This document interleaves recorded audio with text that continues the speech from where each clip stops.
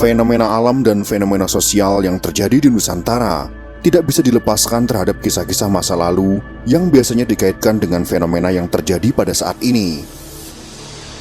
Kita tidak bisa pungkiri bahwa sebagian cerita itu ada yang cocok dengan kondisi pada zaman modern ini. Akhlak sopan santun yang dahulu terjaga sekarang mulai memudar karena pengaruh budaya asing yang merusak generasi muda kita. Kebebasan yang tidak terkontrol, wabah penyakit, dan bencana yang bertubi-tubi menguji kita. Wabah COVID-19, banjir, gempa bumi, tanah longsor, bahkan akhir tahun ini kita dikejutkan dengan meletusnya Gunung Semeru. Bencana-bencana tersebut sudah merenggut korban yang tidak sedikit. Kita doakan semoga yang meninggal terutama karena sakit dan bencana ditempatkan di tempat terbaik di sisi Tuhan.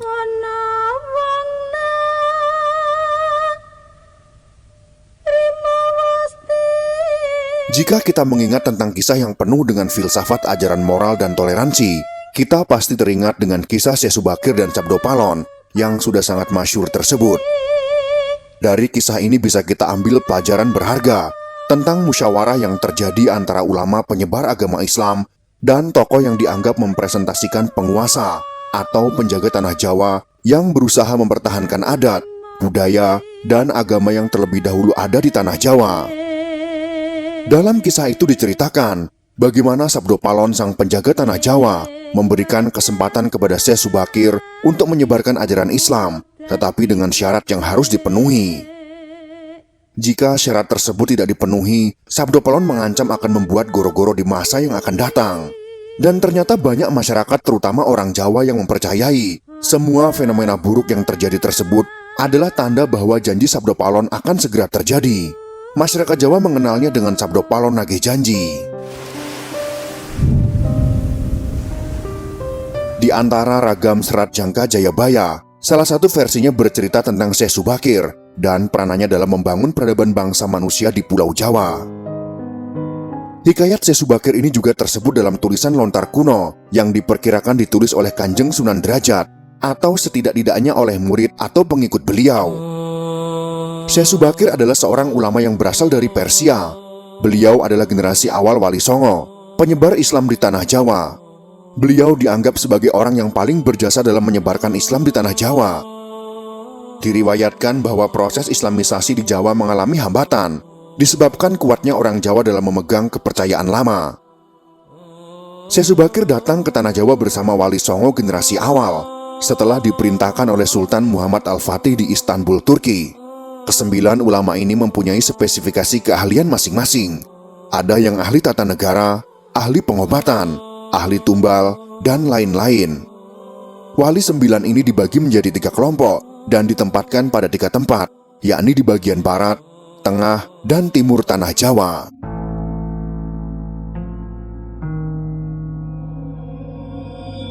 Konon hambatan penyebaran Islam di Jawa pada masa sebelumnya disebabkan oleh keberadaan bangsa jin yang menempati setiap sudut tanah Jawa. Bangsa jin ini dipimpin oleh Sabdo Palon atau Kiai Semar yang bersemayam di puncak Gunung Tidar, Magelang, Jawa Tengah. Syekh Subakir yang ahli dalam ilmu batin segera melakukan pembersihan dengan menancapkan tumbal yang berupa batu hitam di puncak Gunung Tidar. Seluruh tanah Jawa bergejolak. Seluruh bangsa jin yang menguasai tanah Jawa merasakan kepanasan yang teramat sangat, hingga mereka lari tunggang langgang, menyeberang ke lautan, atau menepi ke sudut terpencil tanah Jawa. Sebagian jin yang lain ada yang harus mati akibat hawa panas dari tumbal yang dipasang Syekh Subakir. Oleh karena itulah, Gunung Tidar dipercayai sebagai pakunya tanah Jawa. Melihat hal itu, Sabdo Palon yang telah 9.000 tahun bersemayam di puncak Tidar keluar dalam bentuk manusia, berdiri di hadapan Syekh Subakir. Setelah terjadi perdebatan, mereka pun segera adu kesaktian. Konon pertempuran antara keduanya selama 40 hari 40 malam, hingga Sabdo Palon merasa kewalahan dan menawarkan gencatan senjata. Sabdo Palon mensyaratkan beberapa poin dalam upaya penyebaran Islam di tanah Jawa. Syarat-syarat itu pun disetujui oleh Syekh Subakir. Berikut ini adalah dialog antara Sabdo Palon dengan Syekh Subakir yang terjadi di atas Gunung Tidar, yang kami sajikan dalam bentuk imajiner. Seperti inilah dialognya. Syekh Subakir bertanya, "Kisana, "Siapakah Kisana ini? Tolong jelaskan." Sabdo Palon menjawab, "Aku ini Sabdo Palon, pamomong tanah Jawa sejak zaman dahulu kala. Bahkan sejak zaman kedewataan, akulah pamomong para kesatria leluhur. Dulu aku dikenal sebagai Sang Hyang Ismoyo Jati, lalu dikenal sebagai Ki Lurah Semar Bodronoyo. Dan sekarang zaman Majapahit ini, namaku dikenal sebagai Sabdo Palon." Syekh Subakir berkata, "Berarti Kisana ini adalah danyang tanah Jawa ini. Perkenalkan Kisana, namaku adalah Syekh Subakir yang berasal dari tanah Syam Persia." Sabdo Palon kemudian bertanya, "Ada hajat apa gerangan jengan diko rawuh di tanah Jawa ini?" Syekh Subakir menjawab, "Saya diutus oleh Sultan Muhammad yang bertahta di negeri Istanbul untuk datang ke tanah Jawa ini. Saya tiadalah datang sendiri. Kami datang dengan beberapa kawan yang sama-sama diutus oleh Baginda Sultan." Sabdo Palon berkata, "Ceritakanlah selengkapnya Kisana, supaya aku tahu duduk permasalahannya." Syekh Subakir kemudian menjelaskan, "Baiklah, pada suatu malam Baginda Sultan Muhammad bermimpi menerima wisi dari Hyang Akaryo Jagat, Gusti Allah Zat yang Maha Suci lagi Maha Luhur. Diperintahkan untuk mengutus beberapa orang alim ke tanah Jawa ini. Yang dimaksud orang alim ini adalah sebangsa pendeta, brahmana, dan resi di tanah Hindu. Pada bahasa kami disebut dengan ulama." Sabdo Palon kembali bertanya, "Jadi Jeng Andiko ini termasuk ulama itu tadi?" Syekh Subakir kemudian menjelaskan, "Ya, saya salah satu dari ulama yang dikirim Baginda Sultan. Adapun tujuan kami dikirim kemari adalah untuk menyebarkan wawara suci, amedar agama suci, yaitu agama Islam." Sabdo Palon melanjutkan pertanyaannya, "Bukankah Kisana tahu bahwa di tanah Jawa ini sudah ada agama yang berkembang yaitu Hindu dan Buddha yang berasal dari tanah Hindu? Buat apa lagi Kisana menambah dengan agama yang baru lagi?" Syekh Subakir kemudian menjawab, "Biarkanlah Kabulodasi yang memilih keyakinannya sendiri.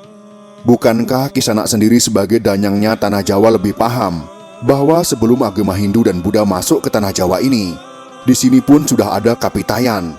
Kapitayan atau ajaran asli tanah Jawa yang berupa ajaran Budi." Sabdo Palon kemudian menjawab, "Ya, rupanya Kisana sudah menyelidiki Kawulo Jowo di sini. Memang di sini sejak zaman sebelum ada agama Hindu dan Buddha, sudah ada Kapitayan asli. Kapitayan adalah kepercayaan yang hidup dan berkembang pada anak cucu di Nusantara ini." Syekh Subakir penasaran kemudian minta penjelasan. "Jika berkenan, tolong ceritakan bagaimana Kapitayan yang ada di tanah Jawa ini." Sabdo Palon pun menjawab, "Secara ringkas kepercayaan Jawa begini.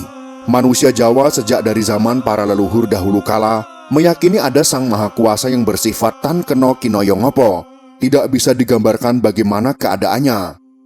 Dialah pencipta segala-galanya, Bawono Agung dan Bawono Alit, jagat besar dan jagat kecil, alam semesta dan alam manusia. Wong Jawa meyakini bahwa Dia yang Maha Kuasa ini dekat, juga dekat dengan manusia.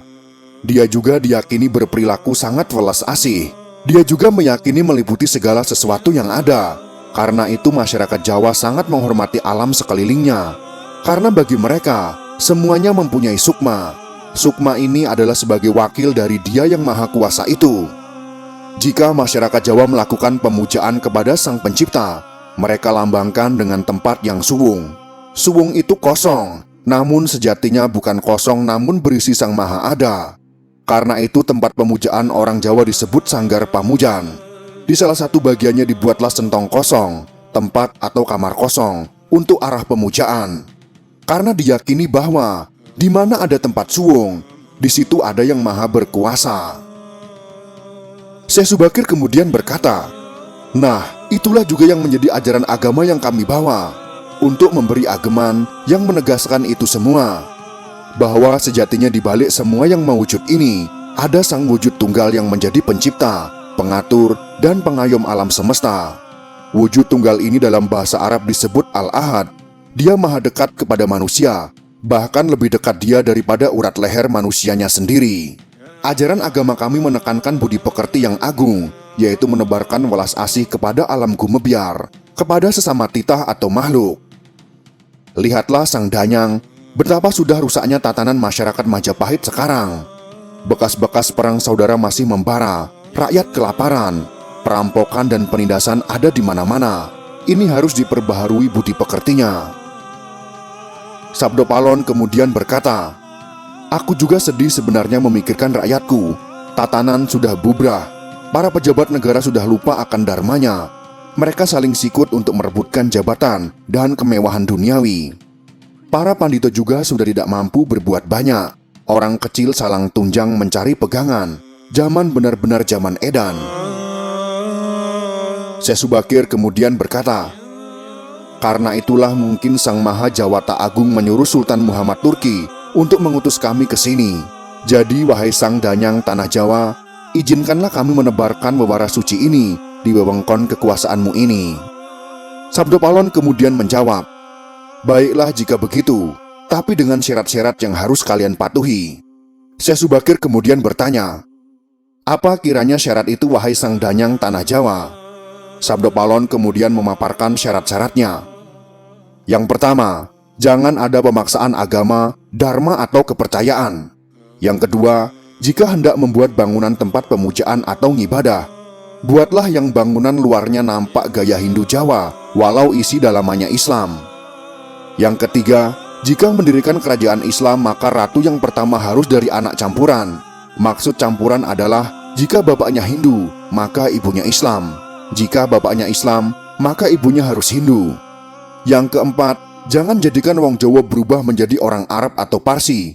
Biarkan mereka tetap menjadi orang Jawa dengan kebudayaan Jawa walau agamanya Islam.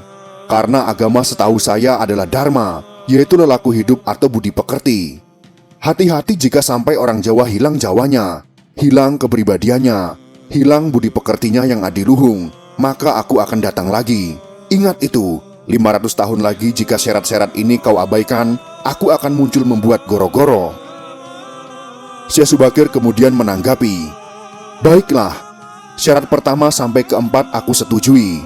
Namun khusus syarat keempat, betapapun aku dengan kawan-kawan akan tetap menghormati dan melestarikan budaya Jawa yang adiluhung ini. Namun jika suatu saat kelak karena perkembangan zaman dan ada perubahan, maka tentu itu bukan dalam kuasaku lagi. Biarlah Gusti Kang Akaryo Jagat yang menentukannya."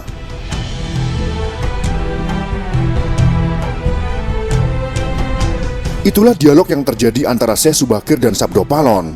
Kisah yang kami sajikan dalam video ini jangan kita telan mentah-mentah.